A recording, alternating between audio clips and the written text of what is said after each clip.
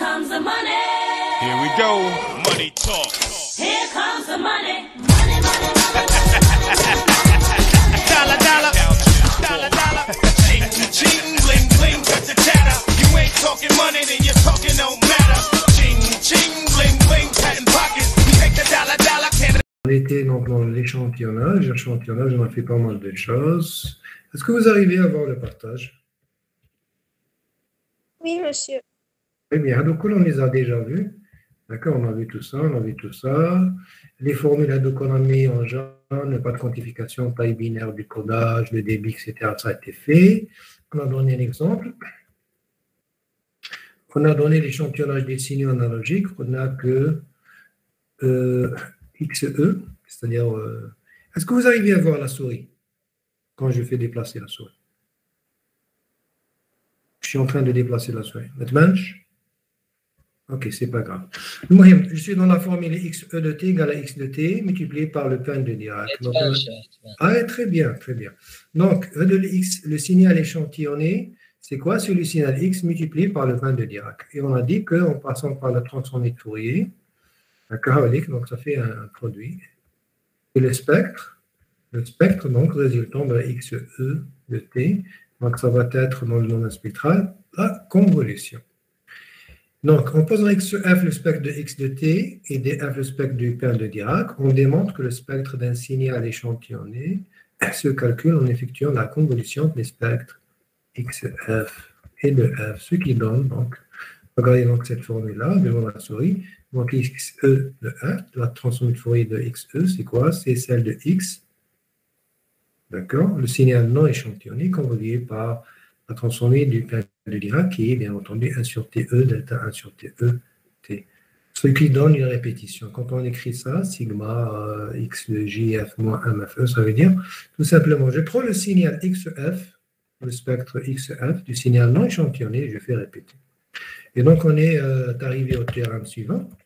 Le spectre d'un signal échantillonné est la somme d'une répétition périodique du spectre du signal analogique grand X de F et la période de ce spectre est bien sûr égale à la fréquence d'échantillonnage. Je vais donner l'exemple suivant.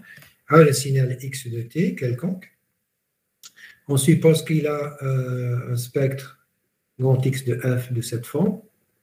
Si on va échantillonner notre X avec une fréquence d'échantillonnage FE égale à 1 sur TE, donc on aura ça, alors dans le domaine spectral, ça va devenir le même spectre, comme vous pouvez le voir ici. Regardez, le même, je vais le tracer ici, mais en faisant une répétition jusqu'à l'infini.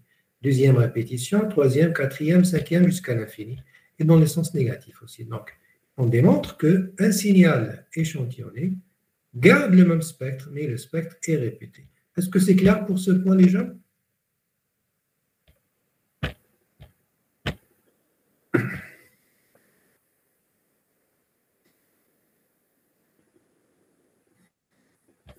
Je n'ai pas de réponse. Si ce n'est pas clair, on répète. Est-ce que vous arrivez à comprendre ou là, vous avez besoin de plus d'explications? Ce qui fait que le signal il va être échantillonné. Qui fait, ok, on va répéter. Bien. Regardez. Le signal a de X, on va imaginer un signal qui a cette forme. Il y a n'importe quelle forme. Et on va supposer que sa transformée de Fourier, elle est comme ça. C'est une supposition. Si on échantillonne, c'est-à-dire au lieu de prendre le signal continu comme ça, on prend des points. On prend un point, par exemple, à l'instant un autre point à cet instant, un autre point à cet instant, un autre point, etc. On ne prend pas tout le signal, on prend des échantillons avec des intervalles donnés. Par exemple, à 1 milliseconde, je prends l'amplitude. À 2 millisecondes, je prends l'amplitude. À 3 millisecondes, etc. Donc, j'aurai une série de données. Ce signal échantillonné aura pour transformé de Fourier la répétition du signal continu analogique avec une période de FE. Est-ce que c'est plus clair maintenant? Oui, merci. N'hésitez pas à me dire non. Si la mafia il ne faut pas hésiter. Ou bien, si vous voulez, donc c'est vraiment optionnel. Est-ce que la déléguée est ici? Elle est présente. Est-ce que la déléguée est présente? Je ne sais pas si la déléguée est présente. Vous êtes présente?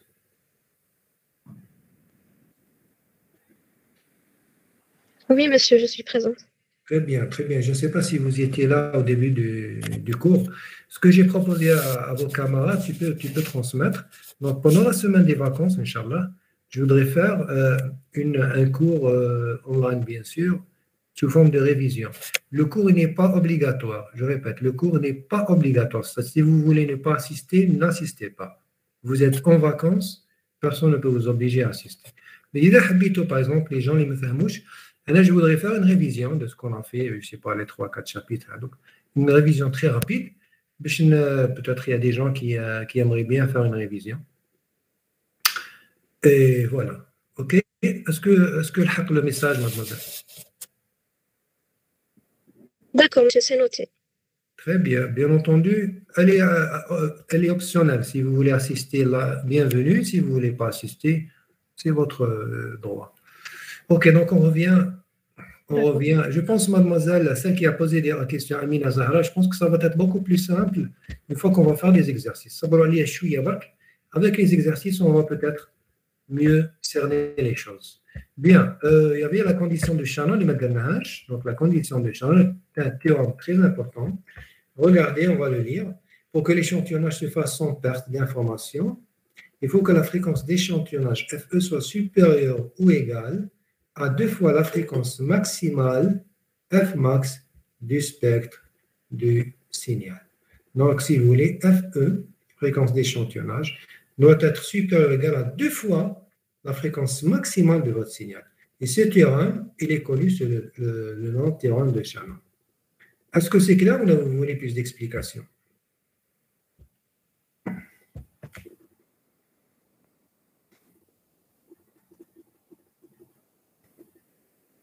Monsieur, qu'est-ce qu'un FE supérieur 2 fois le Fmax? Qu'est-ce qui va arriver au signal? Voilà, ça c'est une bonne question.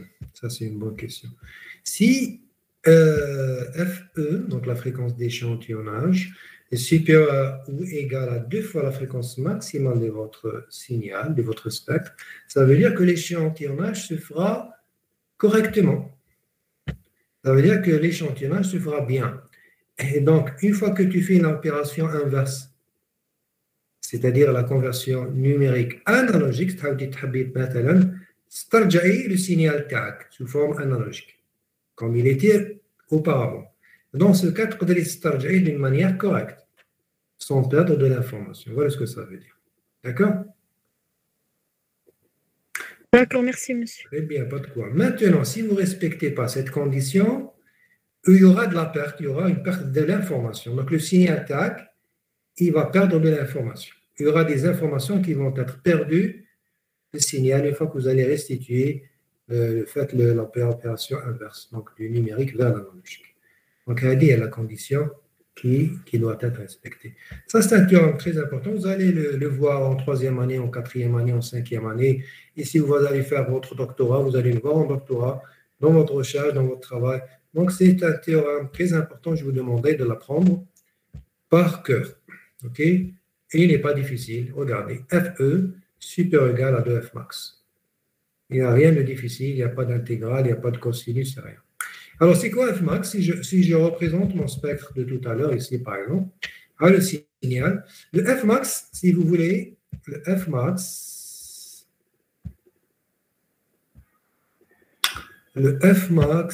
c'est quoi? Voilà. Alors, le Fmax.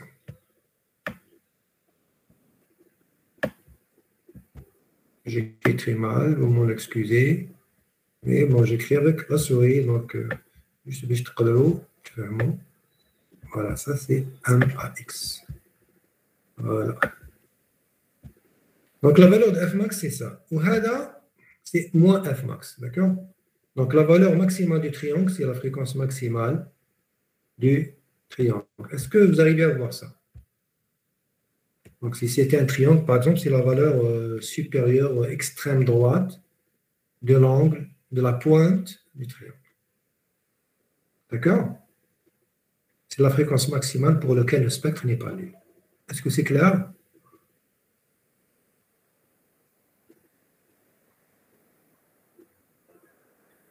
Moi, je vais dire le contraire. Est-ce qu'il y a une question?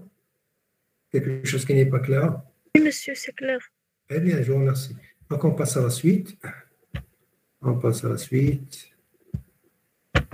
Ah, qu'est-ce que je suis en train de faire là? OK. Bien. Donc, là, je voudrais reporter ce cours pour un autre jour. Là, j'allais faire exemple de signaux discrets, numérisation du signal de parole. Notez comme des exemples sur le signal de parole. Comme on a été un peu en retard hier dans le cours, donc je vais m'arrêter ici pour connaître la prochaine fois. La prochaine fois, si je vous dis s'il vous plaît, dites-moi dans l'exemple des signaux discrets et numérisation du signal de parole. Là, on va continuer la prochaine fois. D'accord? Donc, est-ce que vous avez des questions ou bien on passe au TD?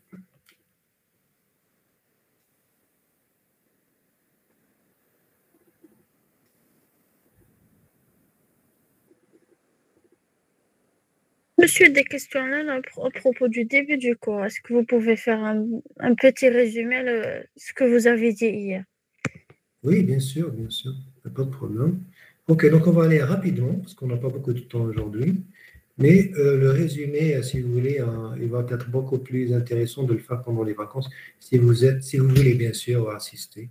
Bon, le résumé, je vais aller très très vite. Bon. Je vais aller du début du cours, regardez. Alors, échantillonnage et numérisation des signaux, on a que la plupart des systèmes des ordinateurs, même votre téléphone portable, ils travaillent comment? Ils travaillent en numérique. Donc, ils travaillent en numérique, donc automatiquement, il faut un signal échantillonné. Donc, on passe donc d'un signal analogique à un signal échantillonné en utilisant quoi? On va utiliser donc un convertisseur analogique numérique. Une fois qu'on est en numérique, on est dans l'ordinateur, on fait tout ce qu'on veut. À partir de là, on passe au analogique par un convertisseur numérique analogique pour, par exemple, restituer. Quand une banque est incertaine, bon, tout ça, ce n'est pas très important. On a un bloqueur, quand on fait un échantillonnage, on prend l'échantillon un instant très très court, mais la donnée est perdue. Je peux prendre, par exemple, un voltmètre, je pique la tension à, par exemple, 220 volts. Je trouve 220 volts. Si j'enlève la somme du voltmètre, je vais trouver 0. La tension 3, ça ne marche pas. Donc, il faudrait que, si je pique rapidement, la tension au niveau, par exemple, du secteur de l'alimentation de l'électricité à 220 volts, si je enlève la sonde d'électricité à 220 volts. Donc, il y a un effet mémoire. On appelle ça un bloqueur. Donc, le bloqueur, qu'est-ce qu'il fait? Il garde la valeur de l'amplitude pendant un certain temps. Donc, on appelle ça bloqueur. Là, on a vu le bloqueur d'ordre 0 qui a cette forme. Donc, je suis en train toujours de répéter. Donc, on a dit qu'il y a plusieurs types de signaux. On va voir mieux ça dans le schéma suivant. La souris n'obéit pas. Attendez, je vais essayer de faire un zoom arrière. Voilà. Regardez. Ici, continue dans le temps, discret dans le temps. Continue en amplitude, discret en amplitude. Si j'ai continu dans le temps, continue en amplitude, j'ai mon signal analogique. Si j'ai discret dans le temps, j'ai mon signal échantillonné qui a cette forme. Si j'ai discret dans l'amplitude, j'ai un signal de cette forme. Si j'ai discret dans le temps et discret en amplitude, j'aurai des points comme ça, donc c'est un signal numérique. Donc c'est ça les 4 classes de signaux. En fait, il n'en existe que 2 en pratique, le signal analogique tout court et le signal numérique qu'on traite sur ordinateur. C'est ce qui nous intéresse. Voilà, donc j'étais en train de refaire un peu ce que j'ai fait hier. Donc le pas de quantification, c'est quoi le pas de quantification? Si je regarde ce signal-là, d'accord? Vous avez un palier ici, un palier là, un palier là, un palier là. C'est la différence d'amplitude entre un palier et un autre. D'accord? On a dit qu'il est égal à Q max moins Q min divisé par L. L étant quoi? C'est niveau de quantification, c'est-à-dire la valeur d'amplitude possible. D'accord? Et si on a L niveau, c'est le nombre des niveaux de quantification. Okay. Vous voulez que je l'écrive ici? Je vais l'écrire. L égale nombre de niveaux possibles. En amplitude, bien sûr. D'accord? L, c'est quoi? C'est le nombre de niveaux possibles en amplitude. C'est-à-dire, ici, je reviens par exemple en dessin ici, il y a combien de L? Donc j'ai 1, 2, 3, 4, 5, 6, 7. Ici, j'ai 7 niveaux. Premier palier, deuxième, troisième, quatrième, cinquième, sixième, septième. Donc, en gros, le pas de quantification, c'est la valeur maximale de l'amplitude moins la valeur minimale divisée par le nombre de niveaux possibles. Vous savez, on a parlé de la taille binaire du codage. Deuxième point. La taille binaire du codage, on a donc la taille binaire n en nombre de bits est telle que 2 à la puissance n égale L. Avec L, c'est le nombre de niveaux de quantification ou le nombre de niveaux possibles d'amplitude. C'est la même chose. Hein. C'est la même définition. Gardez la définition, s'il vous plaît. Et je vais le mettre en italique. Voilà. Donc, taille en binaire, si j'ai par exemple 8 niveaux, donc j'aurai 8, c'est quoi? C'est 2 à la puissance 3, donc n égale à 3. Si j'ai 16 niveaux, ça c'est quoi? C'est 2 à la puissance 4, donc n égale à 4. Donc j'aurai besoin de 4 bits. Alors, début de transmission d'un signal numérique, hein, si on veut envoyer un signal, par exemple, sur Internet, sur réseau, sur n'importe quoi, on aura besoin d'un calcul de vitesse. Ce calcul de vitesse, il est mesuré en bits par seconde. Il est égal, donc le débit, fréquence d'échantillonnage de votre signal, multiplié par n qui est la taille du codage. Si j'ai 4 bits, une fréquence d'échantillonnage de 10 kHz, donc j'aurai 4 fois 10, ça fait 40 kHz. 40 kilobits par seconde. Donc ça, c'était la définition du débit de transmission. On a donné aussi un exemple ici. C'est un CA1, travaille entre 0 et 60 volts. Ici, on a 16 niveaux de quantification, 16 valeurs. Donc, le pas de quantification, c'est quoi? C'est 160 divisé par 16, ce qui me donne 10 volts. Donc, j'ai un pas de quantification de 10 volts. Si tu veux, la précision de mon amplitude, c'est 10 volts. Alors, la taille en binaire, c'est quoi? C'est de telle sorte que 2 à la puissance n égale à 16, parce que j'ai 16 niveaux. Donc, c'est quoi n?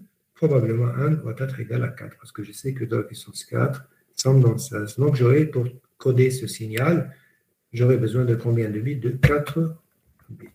Voilà, je viens de faire un résumé de ce que j'ai fait hier.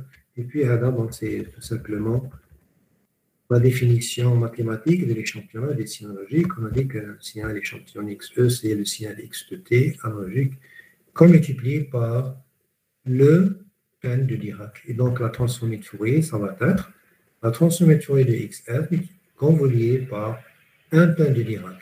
Ce qui fait, donc, on sait que la convolution de quelque chose par le pain de Dirac, c'est une répétition. Donc, qu'est-ce que ça veut dire? Ça veut dire que le spectre, du signal échantillonné, c'est le même spectre que le signal normal, que je répète à l'infini. Première période, deuxième période, troisième période, jusqu'à l'infini. Voilà ce qu'on a fait. Et bien sûr, ce qu'on a fait aujourd'hui, qui est très, très important, qui est la condition de Shannon, qui vous dit FE égale de F max, et que je vous ai demandé d'apprendre par cœur. Est-ce que c'est clair maintenant, mademoiselle? Oui, merci, monsieur. Très bien. Donc, si vous permettez, on va passer directement au télé, on n'a pas beaucoup de temps. Et, bon, bien entendu, donc je répète, pour les gens qui souhaiteraient assister à la séance de révision, j'enverrai des invitations à tout le monde. On va faire donc une révision de tout ce qu'on a fait, Inch'Allah. Bien, je vais arrêter le partage pour passer à autre chose.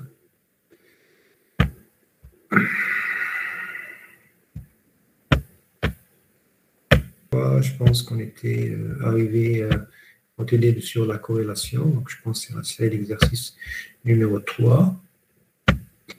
On a corrigé quelques exercices, comme le 1 par exemple. On a corrigé l'exercice 2, je pense qu'on a corrigé l'exercice 3. Je ne me rappelle pas. Donc, je vous demanderai, donc, est-ce qu'on a corrigé l'exercice 3 ou pas? Moi, je ne me rappelle pas.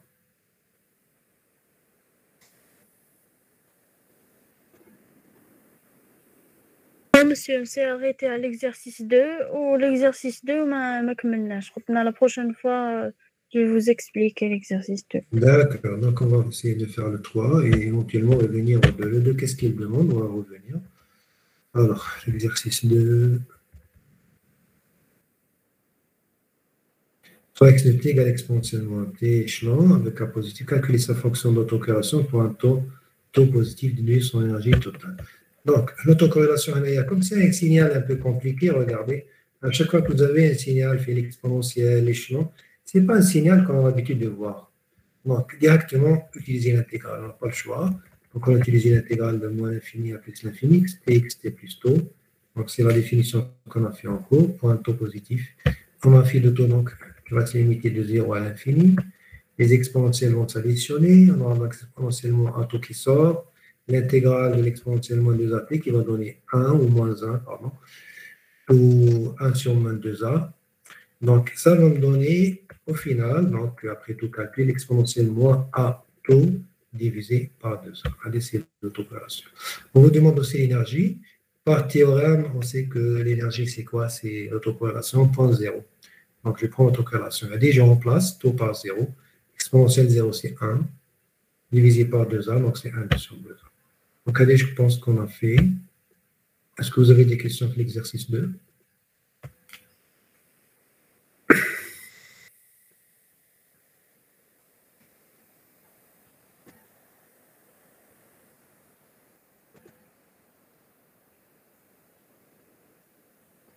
Pas de questions? Ok, on passe à l'exercice 3. On passe à l'exercice 3. Donc, l'exercice 3, on n'a pas fait. Donc, d'après ma mémoire, d'après ce que vient de dire votre camarade, je ne me rappelle pas l'avoir fait. Donc, l'exercice 3, on va faire en tous ensemble.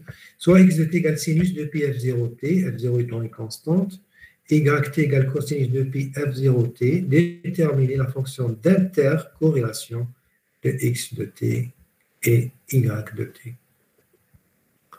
Donc là, ce qu'il y a de bizarre, enfin pas bizarre, c'est quelque chose on n'a pas l'habitude de faire, c'est de ne pas calculer l'autocorrélation, mais l'intercorrélation.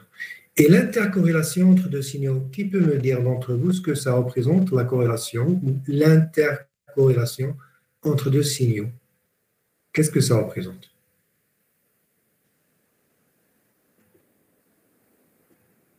Si j'ai deux signaux x et y, je vais calculer la corrélation entre ces deux signaux. Qu'est-ce que ça représente physiquement?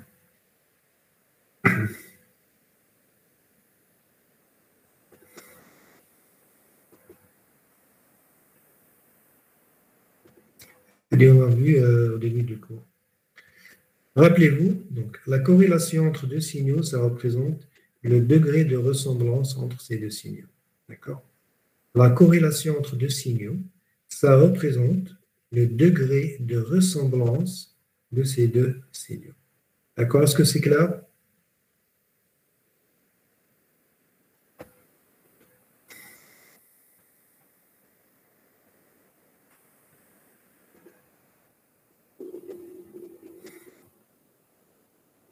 Pas de questions?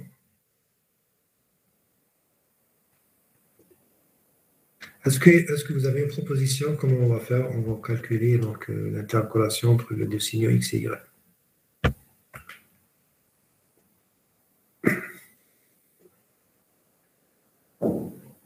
C'est le degré de ressemblance, c'est l'intercorrélation ou l'autocorrélation? Non, regardez, qu'il y a la corrélation, qu'il y a l'autocorrélation et l'intercorrélation. La corrélation, c'est en général. L'intercorrélation, quand les deux signaux sont différents, x et y. L'autocorrélation, quand les deux signaux sont les mêmes. Par exemple, je prends l'autocorrélation de x. Je n'ai pas l'autocorrélation de x avec x. C'est entre le signal x et lui-même. L'intercorrélation, c'est entre un signal et un autre. La corrélation, c'est en général. Donc, pour la corrélation entre x et y, automatiquement, ils sont différents. Donc, ça veut dire que c'est la même chose que l'intercorrélation. Alors, Abdelraouf, tu as dit intégrale de xt, yt plus taux dt. Très bien, c'est la bonne réponse. Donc, je vais développer. Je vous donne donc le développement de ce qu'a fait Abdelraouf. Donc, après tout calcul, donc vous allez essayer de le faire chez vous. Vérifier quand la solution elle est juste ou fausse. OK, donc phi x de y de taux, c'est 1 sur t, moins t sur 2, t sur 2, x conjugué de t, yt plus taux dt. Vous allez voir souvent des x conjugués, mais en fait, en réalité, on n'en a pas besoin parce que là, on utilise des signaux réels, d'accord? La majorité des signaux qu'on est en train d'utiliser, c'est des signaux réels. Le fait de mettre x étoile, ça n'a aucun sens. C'est comme si je mets x. Donc, vous pouvez enlever. Bien. À l'âge de les bornes moins t sur 2, t sur 2, parce que c'est un signal périodique, cosinus et sinus. Donc, je remplace, j'aurai un sinus quelque chose fois cosinus quelque chose. Et je vais utiliser donc la formule, la célèbre formule sinus A fois cosinus B, c'est 1 demi sin A plus B plus sin A moins B. Voilà la formule. D'accord, je vais mettre en jaune. J'utilise cette propriété. Je remplace, donc j'aurai sinus de pi f0t, cosinus de pi f0t plus tau égale sinus tout ça plus sinus tout ça. Donc, je remplace dans l'intégrale. Voilà ce qui m'en sort. Donc, 1 sur 2t intégrale sinus de pi f0 2t plus tau plus sinus de pi f0 tau dt. Bon, il y a deux expressions. Je vais donc écarter les deux. Donc, l'intégrale l'oula et l'intégrale deuxième. L'intégrale l'oula hadi, d'accord? Je remarque que c'est rien d'autre que la moyenne ou la surface. L'intégrale, n'oubliez pas, l'intégrale, c'est une surface. Là, quand je vais l'intégrale de x dt, ça veut dire que sa surface. L'intégrale de quoi? D'une sinusoïde. C'est aussi égal à la moyenne. La surface, hein, la moyenne, la surface c'est moyenne, ou bien slash surface.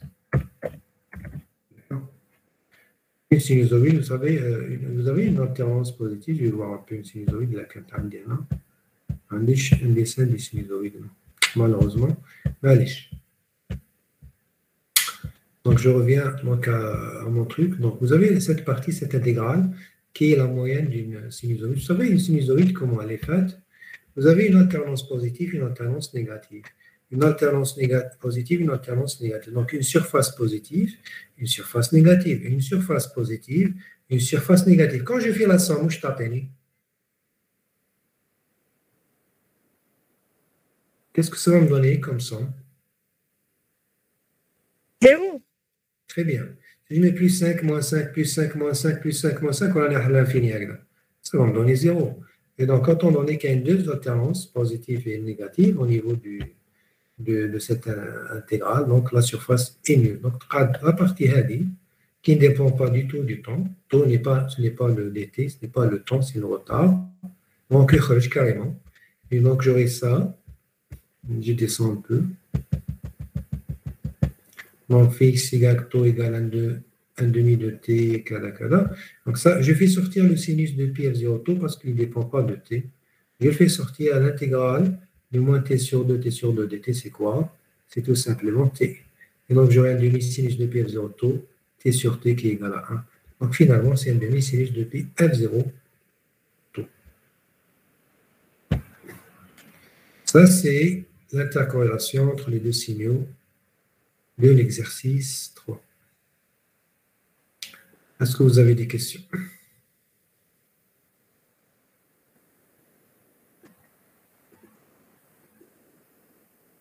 OK. S'il n'y a pas de questions, on passe à l'exercice 4. Si... quelqu'un qui a dit « j'ai pas compris ». Donc, Amina Zahra vient de me dire « j'ai pas compris ». Très bien. Donc là, on est obligé de revenir à l'exercice. Si vous n'avez pas compris, on va revenir à notre exercice pour essayer de donner plus d'explications. Alors, l'exercice 3, le voici. Donc, on a mademoiselle.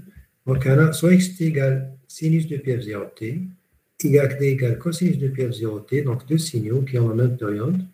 On veut calculer la corrélation ou l'intercorrélation entre les deux signaux. La formule de l'intercorrélation, vous la connaissez, c'est donné dans le cours, c'est 1 sur t intégrale moins t sur 2, xt égale t plus tau. Jusque-là, est-ce que c'est clair, mademoiselle? Oui, monsieur. Très bien, donc on continue là. Voilà.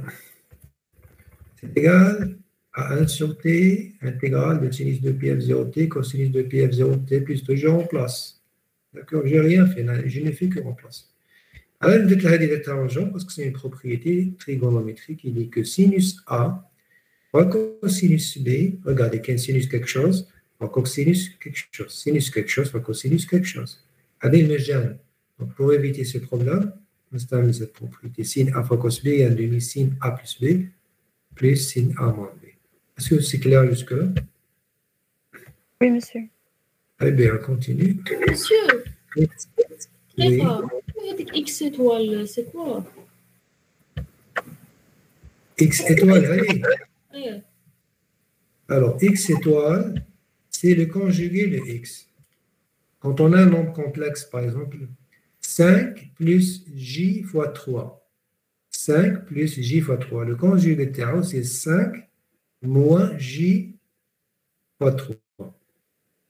Est-ce que mais c'est clair? pourquoi on a pris هنايا le conjugué Ah, pourquoi on prend le conjugué? C'est la définition. C'est comme ça. C'est défini comme ça. oh, d'accord C'est pas merci moi. Hein. Ça, c'est pas moi. C'est la définition. merci monsieur D'accord. Maintenant, pourquoi on n'a pas pris?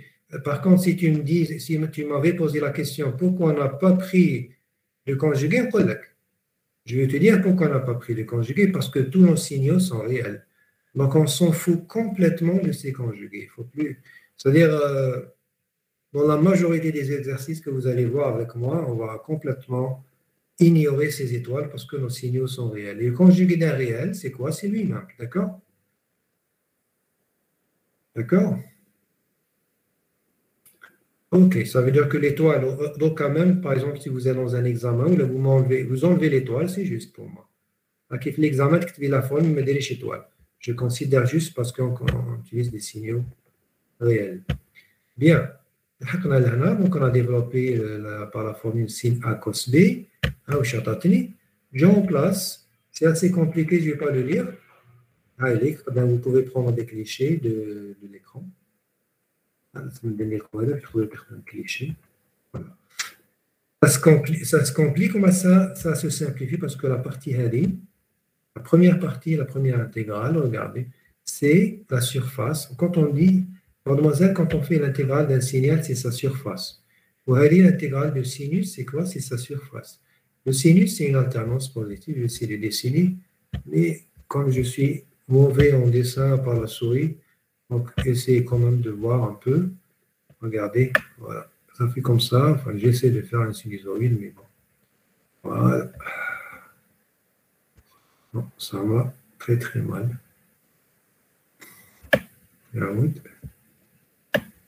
Voilà. Maintenant, si je prends la moyenne de la sinusoïde, par exemple, regardez, j'aurai une surface positive, une surface comment? Négative. Si je prends la somme de ces deux surfaces, la somme de ces deux surfaces, où je suis atteint? 0. 0, très bien. Maintenant, au lieu de prendre une période, je vais prendre deux périodes. Je vais atteindre la somme.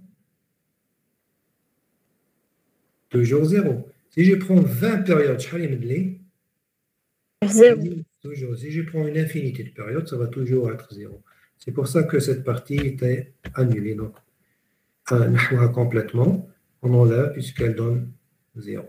Donc, on a seulement, excusez-moi, on a seulement la deuxième partie, donc elle, la partie, cette partie-là qui reste, qui se simplifie, jusqu'à ce que ça me donne la valeur en rouge que j'écris en rouge, le demi-signe depuis F0, tout. Voilà. C'est mieux, c'est plus clair maintenant?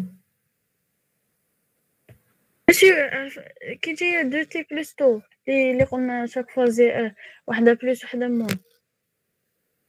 Non. تكون 2T ولا تكون 3T ولا تكون 8T ما يهمش. Toute sinusoïde, quelle que soit la fréquence تاعها، la moyenne. فوالا كيفاش عرفنا بلي جوغ هذه هي سينيزويد؟ Sinus. Qu'est-ce que vous lisez dans l'intégrale? Sinus, 2π, etc. C'est une sinusoïde, sinus. Toute forme sinusoïdale, sinus ou cosinus, la moyenne Tara est nulle. La surface Tara est nulle. On vient de le démontrer. Et que je viens juste de tout tracer. La surface, la surface est dessinée comme un sinusoïde en rouge. Là, on a une surface positive, surface négative. Et je vous ai montré que la surface est nulle. Vous êtes d'accord, Maya?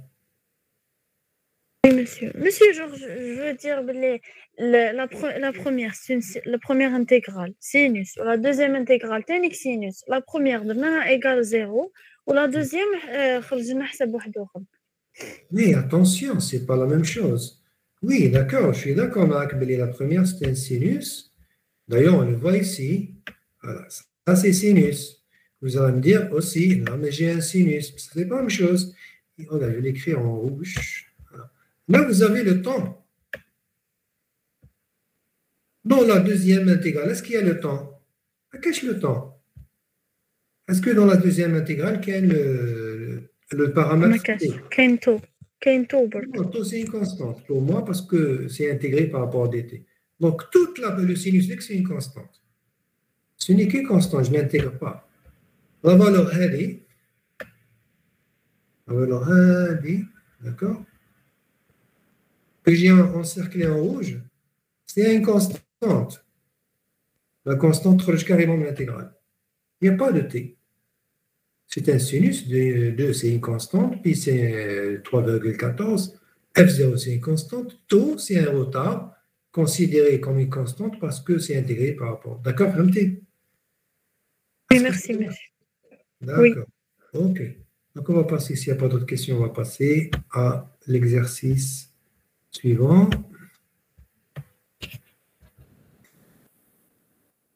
Alors, exercice 4, soit x de t égale répétition avec une période t de rectangle t sur A avec A positif. Calculer son autocorrélation. Allez, essayez de me proposer quelque chose.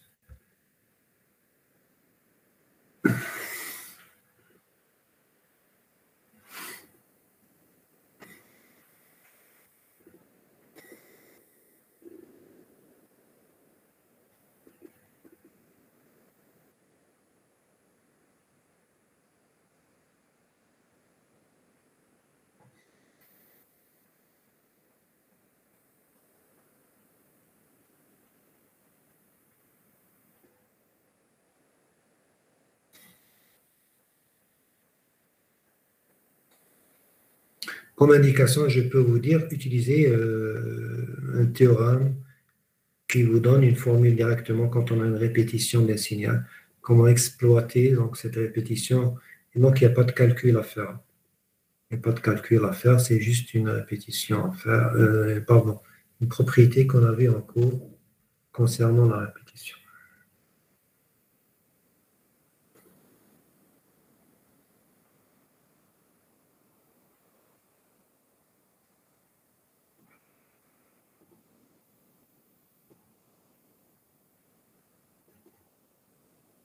Alors, vous avez écrit intégrale de xt plus tout. Non, n'utilisez pas l'intégrale. N'utilisez pas l'intégrale, n'utilisez pas la convolution. Il y a un théorème qui donne directement le résultat. Ça ne veut pas dire que vous ne pouvez pas. Vous pouvez, mais vous aurez beaucoup de calculs à faire. C'est dommage. C'est x, grand X de taux fois grand X de moins taux. Non, quand c'est un signal qui est très très simple, et quand on a une répétition, nous avons vu un théorème qui indique directement la valeur de l'autocorrélation quand le signal est répété. Vous dites par exemple répétition de x, l'autocorrélation de tau, c'est 1 sur t répétition de l'autocorrélation de x. Voilà, allez, arrêtez comme le théorème. Et comme rectangle, on le connaît, donc c'est rectangle convolu par rectangle, c'est un triangle. Donc, on a déjà l'autocorrélation simple, qui est un triangle, et va être répété avec une période grande. OK, donc je vais corriger, il n'y a pas de souci. Je vous donne la solution.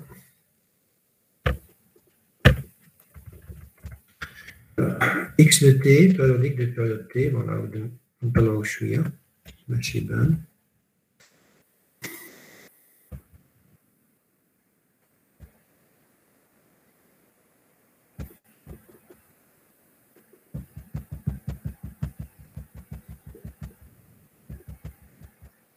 Voilà. On a xt à une période de t, donc posant x0, c'est un signal sur une seule période. Alors, x0t, pas grand x, mais petit x ici, égale rectangle t sur a. Donc, pour calculer l'autocorrélation de x de t, on va utiliser la formule, donc le théorème qu'on avait en cours. Donc, c'est la répétition de grand t. Bon, x de t, c'est la répétition de x0. Donc, on peut utiliser le théorème suivant. Et x de taux, c'est quoi? C'est 1 sur t, l'autocorrélation unitaire de x0, convolue par le pain de Dirac. ou c'est aussi égal à la répétition avec un pas grand T, 1 sur T, l'autocorrélation unitaire. D'accord. Maintenant, l'autocorrélation unitaire du rectangle T sur A, si on l'appelle la fille X0 taux, c'est quoi? C'est X0, allez, la formule alta votre caméra tout à l'heure, c'est X0 moins taux convolué par X0 taux. C'est la définition de l'autocorrélation. On continue.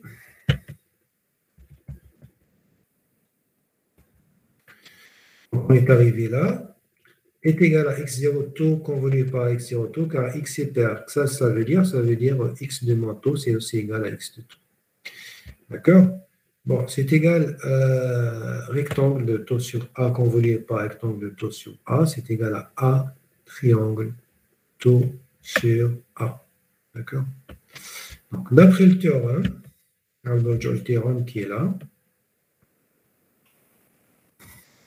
et X de taux, c'est quoi? C'est 1 sur T. Donc, le théorème avec. Donc, ce qui est écrit en gras. X de taux, c'est 1 sur T. Répétition, je suis là. A, triangle taux sur A. Donc, qu'est-ce que ça veut dire? On a le A ici, 1 sur T, répétition de triangle taux sur A. D'accord? Donc, avec le signal X, on va avec l'autocorrélation de A.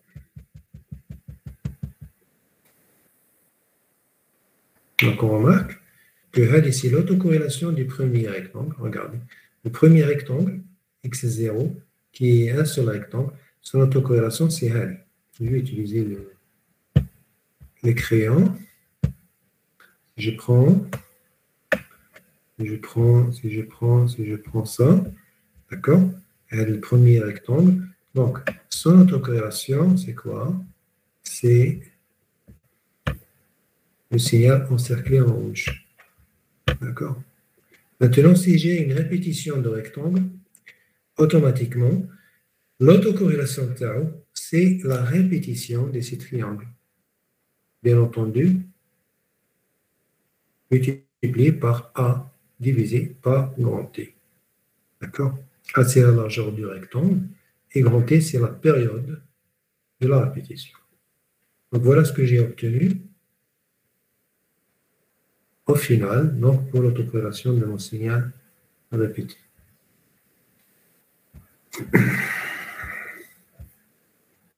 Alors, j'attends votre feedback. Est-ce que c'est clair? Est-ce que vous avez des questions? Est-ce que vous voulez que je comme l'exercice au début, tu fais la solution vous voulez prendre des clichés?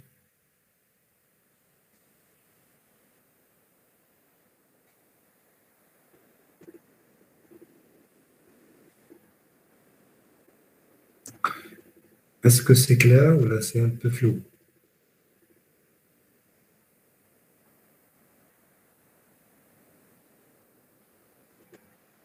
Le fait de ne pas avoir de feedback de votre part, ça veut dire que ce n'est pas très clair. Donc, ce que je vais faire, je vais essayer de faire un peu, diminuer un peu le zoom pour que vous puissiez prendre au moins la solution. Ça va être comme je suis, donc le texte. Voilà, je vais diminuer un peu. Il est à 150.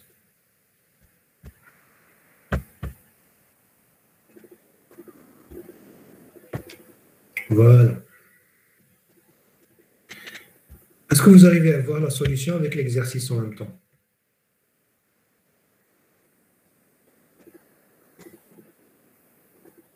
Très bien. Prenez un cliché. Prenez donc une photo donc, de la solution. Voilà. Mais même chez le dessin que j'ai mis en bas, il n'est pas très important. Vous pouvez le redessiner. D'accord? Vous voulez prendre une photo du dessin?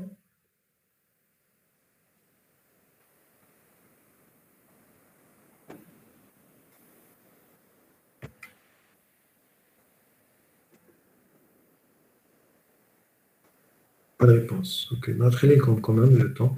Si vous voulez, donc, prendre un cliché du dessin. Voilà. Vous pouvez prendre, pour ceux qui veulent prendre donc, une copie donc, de l'image, et prendre une photo donc, à quoi ressemble. Bien sûr, c'est le signal du bas. Le signal du haut, c'est mon signal X. Le signal du bas, c'est l'autocorrélation que j'ai obtenue. Si ça vous paraît un peu pas clair, je vous demanderai de ne pas voir la solution. Ne pas voir la solution. Essayez de refaire l'exercice chez vous. Essayez de refaire l'exercice chez vous. Et là, ça doit la solution. D'accord? Ça va être plus clair. Est-ce qu'on peut passer maintenant à l'exercice suivant? Ou bien vous avez des questions?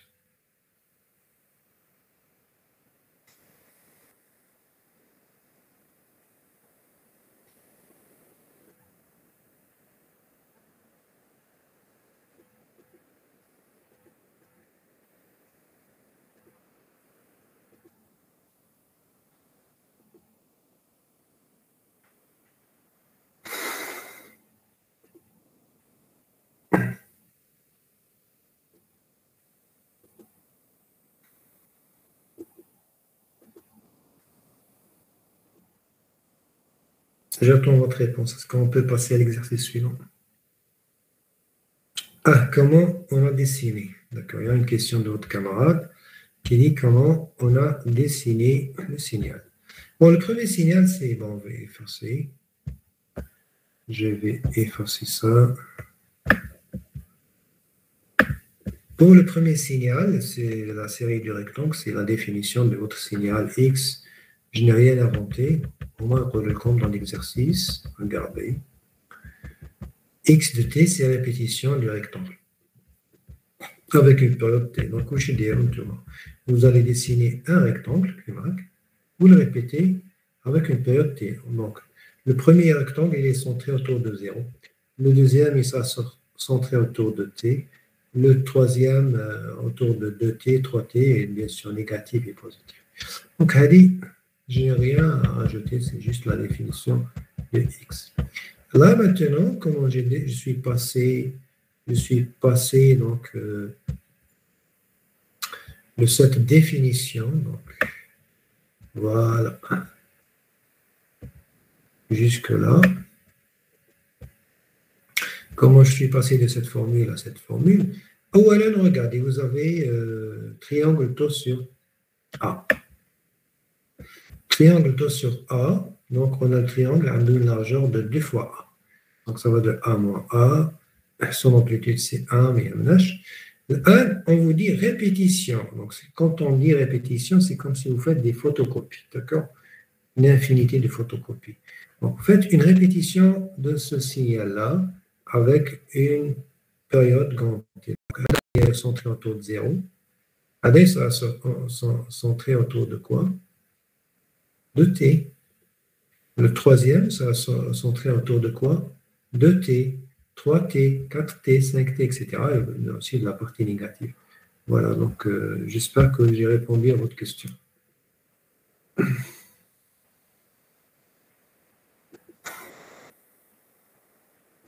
Non, il ne faut pas vous excuser de poser trop de questions. Vous ne posez pas trop de questions. C'est tout à fait, c'est votre droit de poser des questions et c'est mon devoir de répondre à ces questions. C'est fait pour ça de faire les TD. Sinon, on aurait fait un cours. Un cours, ne posez pas beaucoup de questions. Mais les TD, c'est fait pour, donc c'est tout à fait normal. Donc là, ma question, Anna et Aboka, à vous, est-ce que c'est clair comme ça ou bien vous voulez plus d'explications?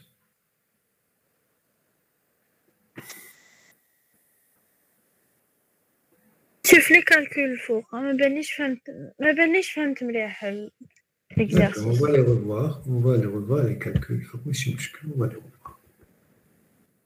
On va les revoir, tête reposée. Alors, on va donc, on a notre signal, c'est la répétition du rectangle. On a utilisé la formule, je vais utiliser le crayon. On a utilisé cette formule. Là, c'est un théorème déjà. Non? Ça, cette formule que j'ai encerclée en rouge, c'est un théorème. Je n'ai rien inventé. C'est pour ça que je vous dis, apprenez à les formules. Ça va être difficile pour vous de faire. Vous n'êtes pas obligé. Mais si vous calculez ça avec les intégrales et tout, ça va être assez compliqué à faire. Donc, pour éviter les calculs. Donc, si j'essaie d'utiliser cette formule, Φx0, c'est quoi? Φx0, c'est la corrélation du signal. D'accord? Là, le signal. Ah. C'est-à-dire celui qui n'est pas répété. C'est quoi? Par définition, c'est x0 moins taux convolué par x0 de taux. Ou comme c'est plat, c'est x0 de taux convolué par x0 de taux. Je remplace, c'est rectangle taux sur A convolué par rectangle taux sur A. C'est égal à A triangle taux sur A. On a vu que c'était un théorème aussi. Donc, d'après le théorème de tout à l'heure, le théorème Warra-Havlik, celui que j'ai encerclé en rouge, est le théorème.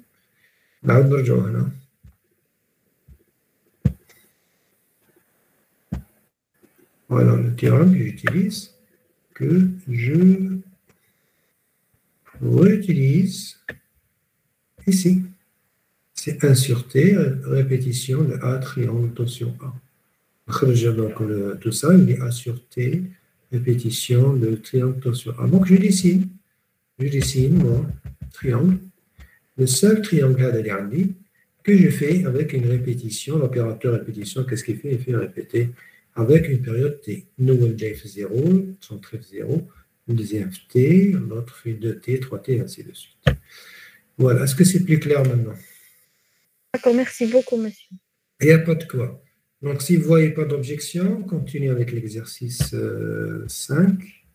Et on achève la série d'exercices. Alors, l'exercice est le suivant, soit x de t égale a cosinus de pi f0t. Déterminer son autocorrélation. Ensuite, sa densité spectrale. Et enfin, sa puissance. Allez-y. Alors, je vous conseille d'utiliser donc les autocorrélations usuelles, des fonctions usuelles qu'on a mis un tableau pour ne pas s'amuser à trop faire de calcul d'intégrale.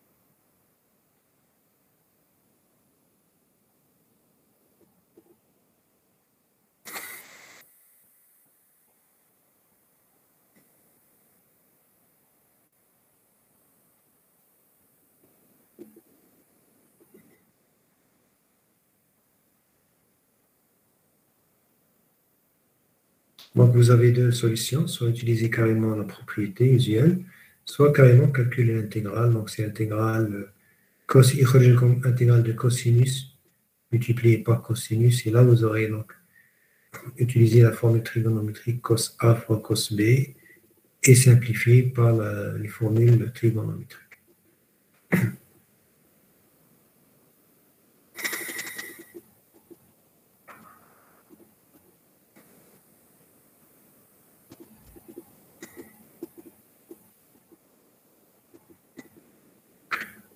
Personne ne m'a posé ce que représente l'autocorrélation. Tout à l'heure, vous m'avez dit que la corrélation, que plutôt je vous ai expliqué que la corrélation représente le degré de ressemblance d'un signal avec un autre.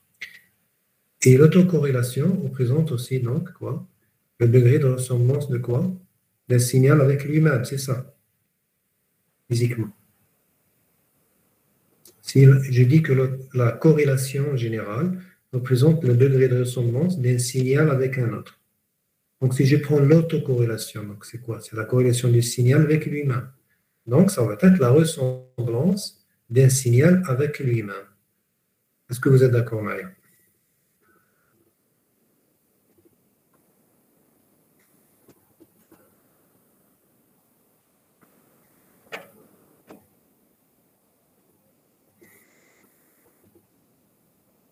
Je n'ai pas beaucoup de réponses. Je vous laisse donc cette question pour la prochaine fois. Réfléchissez. D'accord? Donc, la corrélation de deux signaux X et Y représente physiquement la ressemblance entre le signal X et le signal Y. Combien ils se ressemblent? Si je prends l'autocorrélation, donc ça va être la corrélation d'un signal X avec lui-même. Ça devrait représenter aussi donc, la ressemblance d'un signal avec lui-même. Quel est l'intérêt? Quel est l'intérêt de voir est-ce qu'un signal ressemble à lui-même? Est-ce que c'est utile d'abord? La question suivante. Est-ce que c'est utile de voir est-ce qu'un signal ressemble à lui-même?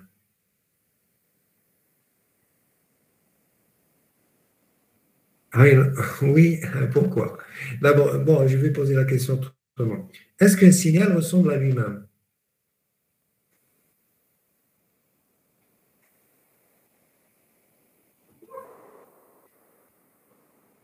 Si je prends le stylo, je vous dis, est-ce que le stylo il ressemble à lui-même? Qu'est-ce que vous allez me dire?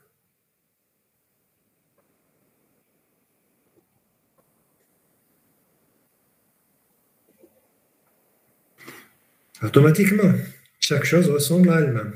Oui, mais dans le cas des signaux, attendez, j'ai une réponse. Ah, vous dites oui, il ressemble à lui-même. C'est la même marque de stylo, d'accord. Là, je parle du stylo, mais c'est le même. Ok, il ressemble. Dans le cas d'autocorrélation, c'est vérifier ou mesurer la ressemblance du signal avec lui-même. Vous allez me dire, mais bon, ça ne sert à rien. C'est clair que chaque signal ressemble à lui-même. Et vous serez tous d'accord. Tous, comme vous allez me dire, effectivement, ça n'a aucun intérêt de voir combien ce signal ressemble à lui-même. Non, non, pas le bruit, non.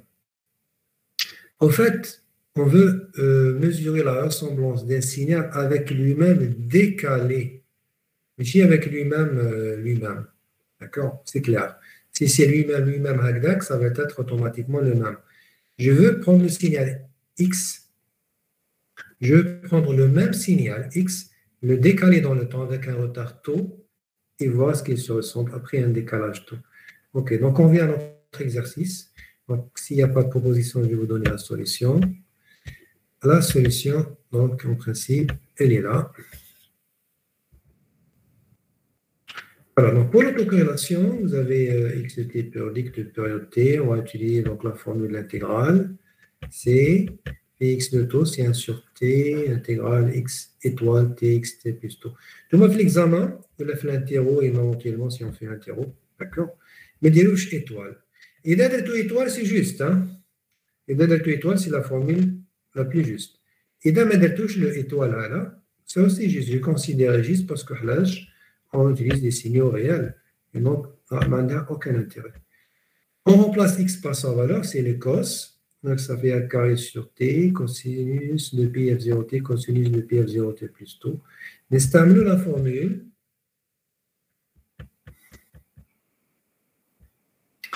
Nestamenons la formule de cos A.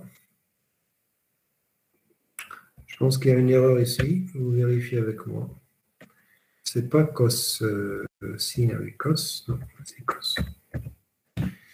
La formule de cos A fois cos B qui est égale à quelque chose comme ça. Je ne suis pas sûr du résultat. Vous vérifiez là, je ne suis pas sûr. Peut-être que j'ai fait une erreur ici. Peut-être qu'il y a une erreur. Je vais le mettre en rouge. Vous allez vérifier la formule. Elle est chez vous. Je le mets en rouge. Je ne suis pas sûr qu'elle soit juste. Vérifiez est-ce que la formule est juste. En supposant que c'est je vous remercie. Très bien. Donc, d'après la formule trigonométrique, elle dit, donc le cos fois le cos, ça me donne la somme des deux cosinus. Je remplace. Donc, je remplace dans l'intégrale. Ça me donne la carré de sur 2t intégrale cos de pi f0 de t plus taux, plus cos de pi f0 taux. Donc, on divise les deux intégrales, c'est indépendant. L'intégrale est l'oula haïlik, l'intégrale deuxième haïlik. L'intégrale l'oula, je remarque, c'est un cosinus de pi f0 de t, quelque chose. C'est toujours la moyenne du logarithme. Vous voyez, je mettrai un slash. Vous pouvez aussi considérer que c'est la surface de la sinusoïde. On a c'est 0, donc elle est équal 3. Je vais écrire ici.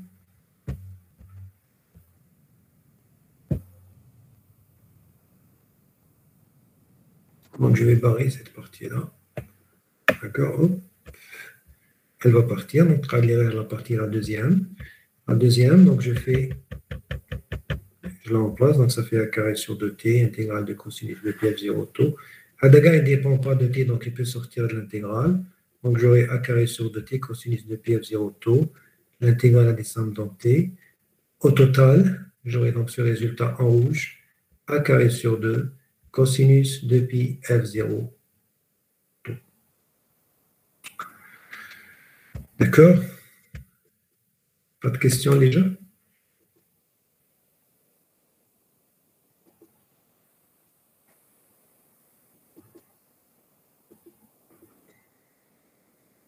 نعود لكم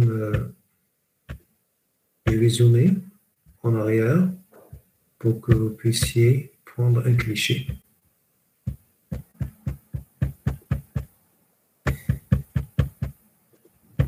Bon, l'exercice, bon, c'est pas la peine, comme site, vous pouvez le télécharger. Vous pouvez télécharger et lancer le site. Donc prenez un cliché, s'il vous plaît, de la solution. Et le résultat final, il est donc en rouge, a carré sur 2 cosinus de pi f0. Bon, la deuxième question, c'est la densité spectrale. Vous savez très bien que la densité spectrale, c'est la transformée de Fourier de l'autocorrélation. Donc, c'est très, très simple, on remplace. Donc, une fois que nous avons obtenu l'autocorrélation, elle est en rouge, a carré sur 2 cosinus de pi f0 t. On remplace donc, par les transformées de Fourier usuelles. On connaît la transformée de Fourier du cosinus. Donc, on sait que la transformée de Fourier du cosinus de pi f0 tau, c'est 1 demi delta f moins f0 plus delta f plus f0, d'après la table des TF usuelles. Donc, on remplace. Je remplace. Donc, la DSP, la densité spectrale, c'est a carré sur 2, 1 demi delta f moins f0 plus delta f plus F0, et ça ce qui me donne, donc a carré sur 4, n Dirac retardé plus n Dirac avancé. D'accord?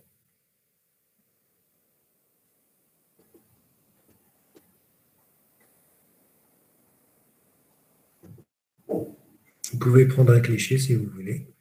Et je vous conseille de ne pas voir la solution qui est dans les exercices.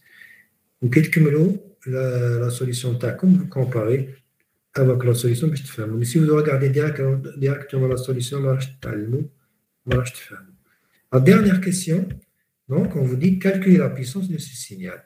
Alors pour calculer la puissance, il y a plusieurs façons. La plus simple, puisque nous avons notre corrélation, on sait que la puissance P c'est égal à l'autocorrélation 0.0. Je remplace ici, okay, avec l'autocorrélation. Je remplace le taux par 0, ça me donne cosinus 0, c'est 1, c'est a carré sur 2. Donc la puissance du signal, c'est a carré sur 2. C'est très simple. Vous avez des questions? Vous pouvez prendre des clichés aussi sur la question B et C. Et je vous conseille de ne pas regarder la solution quand vous allez traiter les exercices. Vous avez des questions?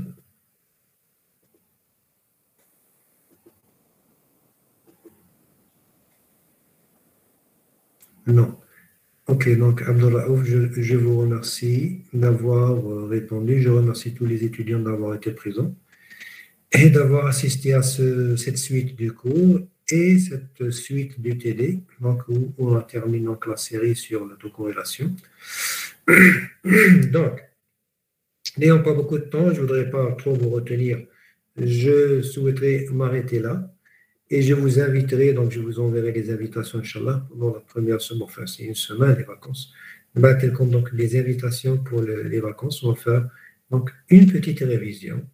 Donc ça, je pense que ça pourrait être intéressant pour vous. Vous dites à vos camarades, donc ceux qui veulent assister sont les bienvenus. Et bon, s'ils ne veulent pas assister, donc ce n'est pas obligatoire. Donc, vous êtes en vacances, profitez de vos vacances et reposez-vous. Mais donc, je vous laisse donc l'option et le choix à vous. Vous avez une dernière question? C'est moi qui vous remercie. Ok, donc voilà, bonne fin de soirée et bonnes vacances.